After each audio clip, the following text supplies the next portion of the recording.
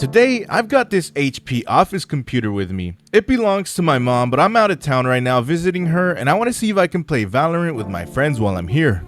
This is an HP Compact Pro, which is a little different than the Optiplexes in my recent videos. We've got a Core i5 in here, hopefully nothing lower than 3rd gen, but we should be able to run games on this bad boy. By the way, links in description down below if you want to do this for yourself. If you watched my other Office PC videos, you'll notice this layout looks a little different compared to the Optiplex, but nonetheless, it's pretty simple. This little section is all we're going to be working with. This is where we simply add our low profile graphics card. I'm going to go out on a limb here and say it's probably this long black one we'll be using.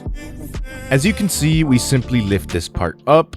Under here, we do already have a hard drive, which is slower than an SSD, so if you want, you can always just add an SSD by plugging it into one of these extra SATA ports, and it'll be way faster, but this is good enough for now. Here I've got this graphics card, but it's not a 5500 XT. I just used the box to transport this little graphics card that I've been using in my recent videos. I picked it up for $25 on eBay, and it's a great budget card. This is a Radeon Pro WX 2100, and this is what turns the PC into a gaming PC. And as I mentioned, they're only about $25 on eBay, and as you can see here, these cards don't require any external power, so we won't need to switch out our power supply.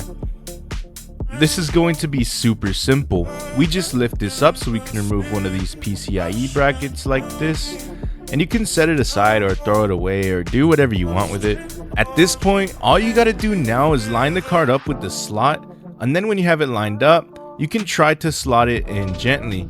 Make sure you got it seated in there nice and secure, and now we're pretty much done with this. Nice and secure, and we can close this and then put the side panel back on here. Self-explanatory, slide the side panel back on the same way we took it off, close it, and we're good. Should be good to go. This is the back side of the computer. Here's the graphics card we just installed. You're gonna have to make sure to plug in the display cable to the graphics card, not the other ports on the motherboard in this area around here on the motherboard. Use the new graphics card we installed. So let's go ahead and plug in our display port cable, and then we can also plug in our power supply cable. And now we're gonna put the PC back down under the desk here where it was before. And inside my backpack, I actually brought along one of my favorite extra keyboards and the old mouse I used to use, a Logitech G203. Now I've got the keyboard all connected, and I've also got our mouse all connected, but guess what? I didn't even bring my extra mouse pad, unfortunately. But it's okay, I think we should be fine just like this. We've got this little monitor, probably only 60 Hertz, this lamp, and I mean, this is my mom's little setup. It obviously isn't anything crazy, but it's gonna do what we need it to do. I confirmed it does have a 3rd gen i5 inside, so let's check this thing out. Right now, I'm gonna install Valorant. This is the game I've been playing a lot lately these days. It's the usual old process to download it. And there you go. I'm actually very excited to play on this setup when this game is done installing. It is now nighttime and everybody is asleep, which means it's time for me to play some Valorant on our little office setup. I didn't end up bringing any of my recording equipment, so I'm not going to have a tripod set up or anything, but you can see I'm playing Valorant perfectly fine. No complaints here. It's kind of cozy.